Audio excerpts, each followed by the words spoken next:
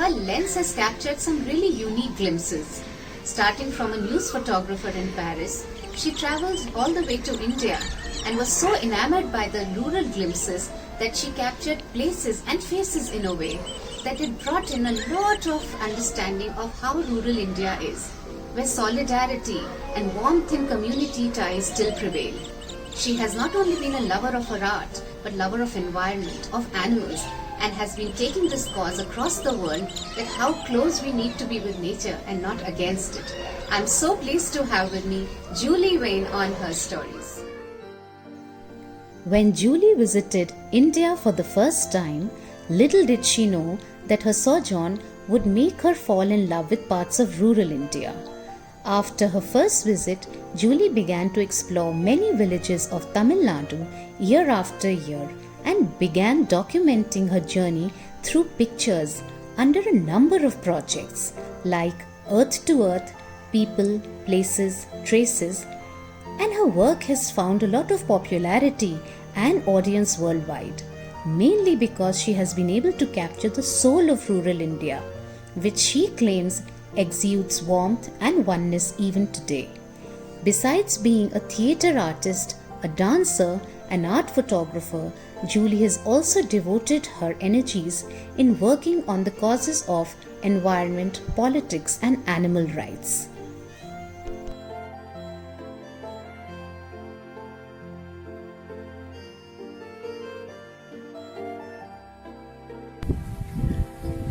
Hi, I am at the Sri Mahavira Jain Goshala, and I wanted to do this short video to explain to those of you who might not know what a Goshala is. I've used this word many times.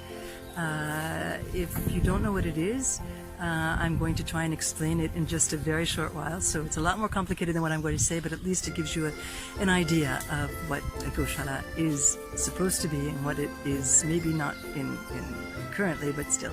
So Goshala is formed in Sanskrit. It's with two different words. One is go, which means cow, and the other is shala. Sometimes we use ala if it's joined to another word, and that means a shelter or just a place where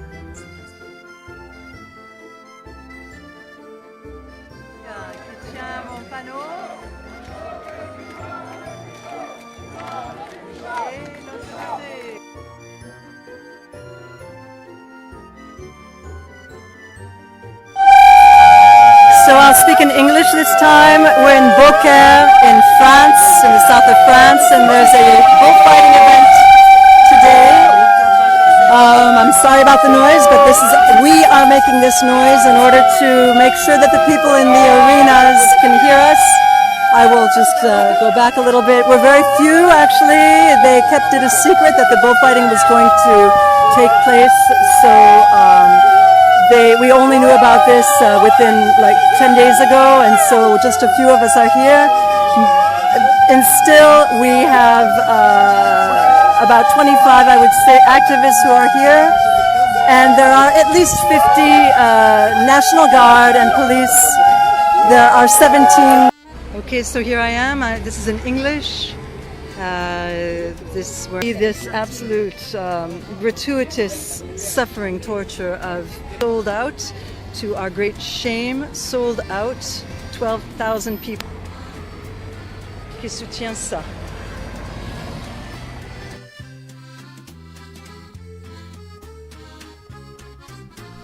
Hi Julie, welcome on Her Stories. Hi Richa, nice to be here. Thank you for letting me come on. Thank you for coming on Her Stories.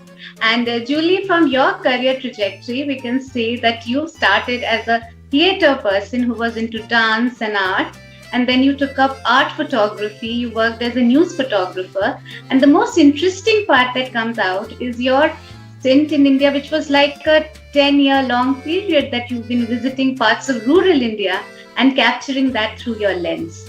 Isn't that a great thing for us to know that what have you been experiencing? It's not just pictures that you've captured and that have come up in exhibitions, but you've lived those experiences.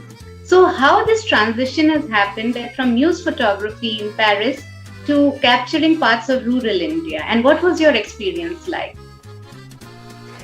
Well, that's a very, very good question. It's actually, I'll try and make it a short answer because, of course, as you have said, it was it was many years that I was spending so much time in rural India, especially in Tamil Nadu, specifically in Tamil Nadu.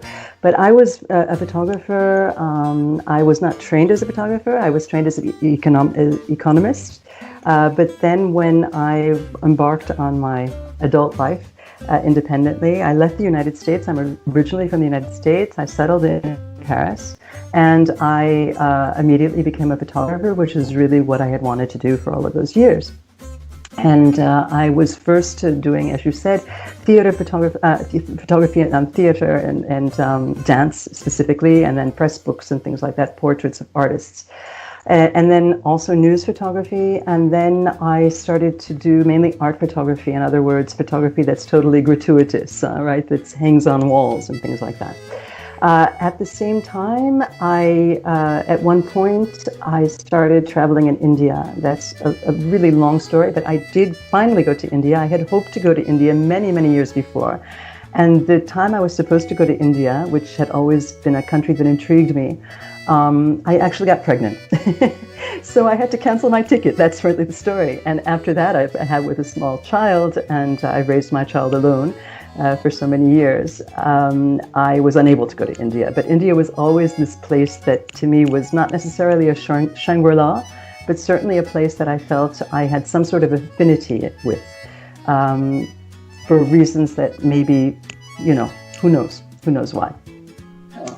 I did finally was able to go to India, and I went with my husband. So I was remarried, and I went with my husband, and we went on a kind of a sort of years later honeymoon, and we traveled in South India. That was really where I wanted to go first, just because I felt that I knew that India was a very complicated country with a lot of contradictions, and that you could find everything in its opposite.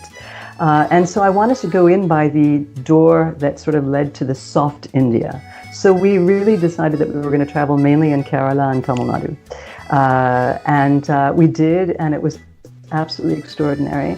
And I, of course, was busy taking my photos and enamored with everything that I saw and the people and everything. My husband, however, comes from a long line of people who did import-export. And he's always liked things. He's always been intrigued by things. I've always been intrigued by ideas and by visual contact, but he's always been really intrigued by having something in his hand and touching it and old things. And when we were in Mantancheri in Kerala, in Cochin, we went to Jewtown, which was at the time much, much more thriving than it is now, but which was an antiques center. And he started looking around. We saw somebody packing up in a big crate, packing up, these antiques and things like that. And he asked somebody who worked there, but what is this person doing? She was a French woman, as a matter of fact. And the person said, well, she's buying these and she's sending them back to her country. And Mark said, you mean they'll arrive there? Because we were kind of very intrigued. Anyway, he decided he wanted to have a shop in Paris, which he was from a totally different sector. He wanted to have a shop in Paris and work with antiques from India. And I said, you're crazy, this is just absurd, but I'll go, with the adventure, I'll go and I'll take the photos. So he did actually, a year later, he found a wonderful little spot, and we started actually combing South India for antiques. We first started in Cochin, and then we went out into the countryside, and we followed leads that we had to go to this place and to that place. And we never sourced our things directly from the villages because it wasn't our place to go. But we did start discovering these villages and discovering how people were living, and how these objects that we found in these antique stores, how they were actually being used today. I have always considered myself a xenophile, and I always use the word xenophobe. And I never know why we've never used the word xenophile. And I've always been attracted to the other, because I really believe this is something I think that comes from somewhere maybe in past lives. It doesn't come from my background, my education or my family education. But I truly believe that we are all fundamentally exactly the same. And it's only what we are exposed to in our education, in our family, in our culture, traditions, our collective memory in one place or another that really makes us very different. So I've always been intrigued by other people and finding the thing that really makes us all alike, And what I find is that what makes us all alike is the simple values that we all share as human beings, which is, the desire to contribute. If we can, if we have this particular ability, if we have the privilege enough to be able to contribute to other people's, to be able to love, to be able to have a family if we want, but to give to others, really. I really believe this is the unique human experience, is the idea of love and sharing and compassion. And this is what I really found. Afterwards, I started working on my own, doing just my photography in village India. I mean, of course, still sourcing things, but spending more and more time. And what happened is that I did discover a specific cult in Tamil Nadu that I was very intrigued by, which are it's a Tamil god whose name is Ayyanar. And every year in villages, they give Ayyanar terracotta animals like horses and cows, and then sometimes there'll be naga, and there'll be, anyway, he's got his own panoply of different figures, and they give it during a festival that's dedicated to him. And I was able to go to some of the shrines, and no one was able to tell me more about these shrines than what I saw. So I started trying to do research. I found that there was nothing available about this. So this is when I decided that I had to find out for myself. It really came from my own wanting to know, what is this all about? And this is when I embarked on this 10-year journey. I wasn't in India for 10 years at a time, but I ended up having a little house. And I traveled back and forth, and I would spend, months at a time and little by little I met the potters, and they started to invite me to the festivals themselves. And then I started meeting the village people, and was just embraced. Everybody was so happy and so proud to share what they had, humble people, beautiful people, generous people, good people. It was really 10 years of total bliss. Very hard work, because it was summer months, the festivals are tough places to be in, but it really gave me a window to look into Tamil culture, which is really a very, very old practice. We don't know how old it is, because we don't have any documentation. So just for 1 minute to close this all up, because I could talk for hours about it, is that, at the end of about 10 years, I did have this extraordinary set of archives at about 15,000 photos and hundreds of hours of video rushes and so many different interviews with people and audio work and everything. And I started to try and find places to expose it. And I did end up working with the collaboration between the Sanskriti Foundation in New Delhi and the IGNCA, so the Ministry of Culture. And they made these really this wonderful exhibition that traveled quite a bit in India and different places in India, and has ultimately also been seen in places in Europe.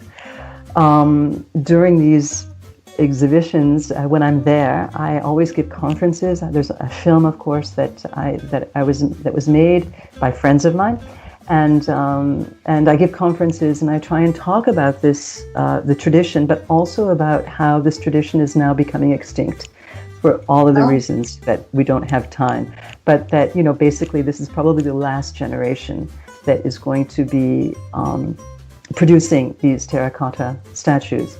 And all of this really ties into, I think, what my work has always been, and what I've always tried to find is this idea of impermanence, of the cycle of life, of community, of all we have is, the relationships that we make amongst one another, with other people during our lifetimes. That's all we are, really.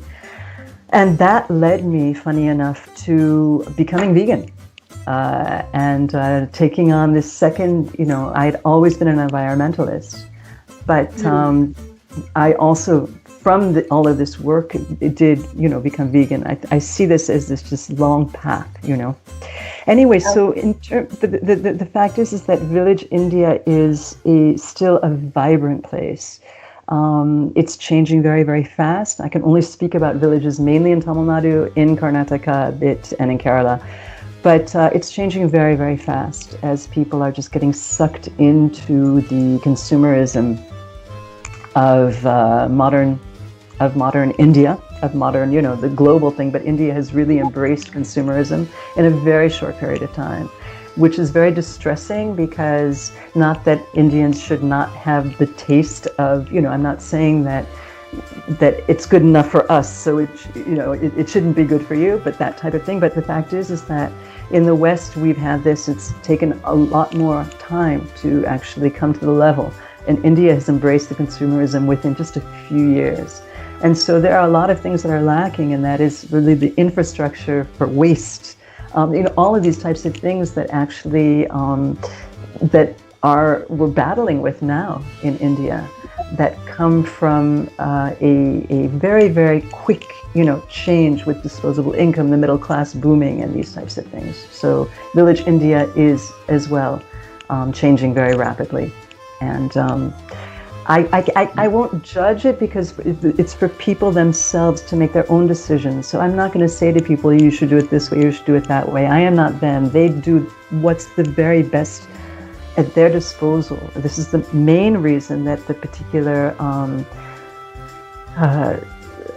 practice of pottery is no longer being done, is that the parents are not teaching the men, the potters are not teaching their sons. It's a male job. So they're not teaching their sons. From generation to another, yeah. Exactly, it's being cut, and they are purposely not teaching their children, because their children now, with education available to everybody, they want their children to become engineers and everything else. And I certainly would be the last person to judge. Every parent wants the best for their child, so I never judge. And that was the real reason that I did the work that I did, was to have a document for history, because we can't change the course of events. It just wouldn't be right to do that. We can't say to people, no, stay in your position. That's not right. They don't want to, and they have an opportunity to do otherwise. So that's Julie, from your project on people, places, traces, I think it's like, as you mentioned, you've documented the life in such a manner that you really actually capture the essence of those people, the lives that they live. And this is through a lived experience that you had.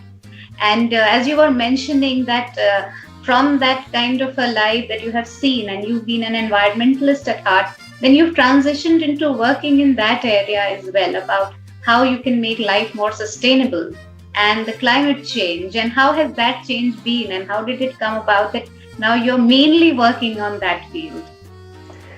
Well, funny enough, Richa, when I was, I think it was 15 years old, I was already a political activist. I was going to the anti-nuclear marches at 15. Nobody else in my family, no one else in my community. So what I'm saying, these are things that you're born with for some reason. My DNA was such that I was a political activist very young. And I was supposed to be, in my family, they were expecting me all to become a politician. They always thought I was going to become a lawyer or a politician, and even people said she's going to be the first female president. I was very involved in politics when I was at college, very, very involved. So this is not a new thing for me. I've always been trying to stick up for justice in one way or another. That's just been my sort of bottom line. And even when I was working in France and when I was doing all these things, I was working at a soup kitchen for so many years. I was a volunteer. So I was doing a lot of work trying to do my own share. And what happened was that when I moved from Paris about 7 years ago to the south of France. And so my life really, really changed. I was no longer in the big city. I'm in a small village, and I really was tired of the city. I wanted to have room to breathe and be in nature. And what happened is that I was able to become much more involved in environmental work, which is, I've always been involved in, like signing letters and marching and things like that. But I started to become much, much more involved in that.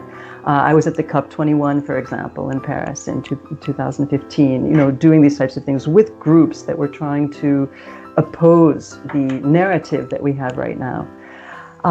So what happened was that this has always been something like that. And in 2015, yeah, that's what it was. I was in New Delhi preparing the exhibition that was going to be done by Sanskriti Foundation and IGNCA.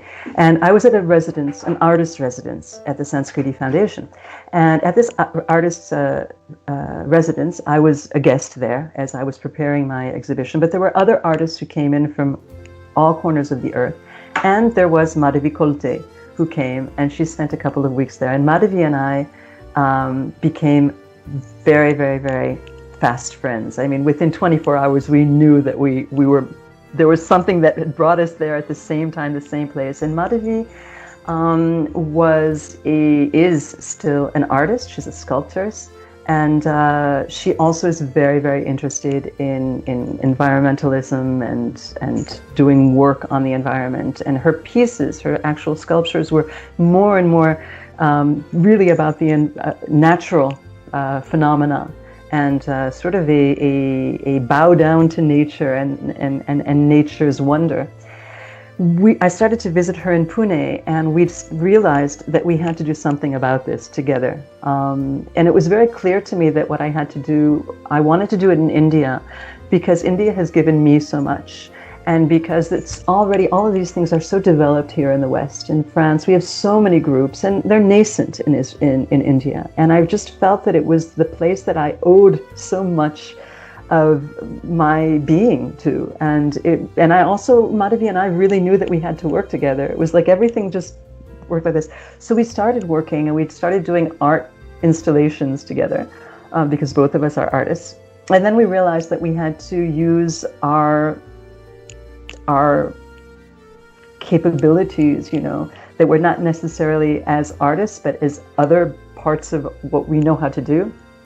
And we had to use our voice to expose people to what was really going on.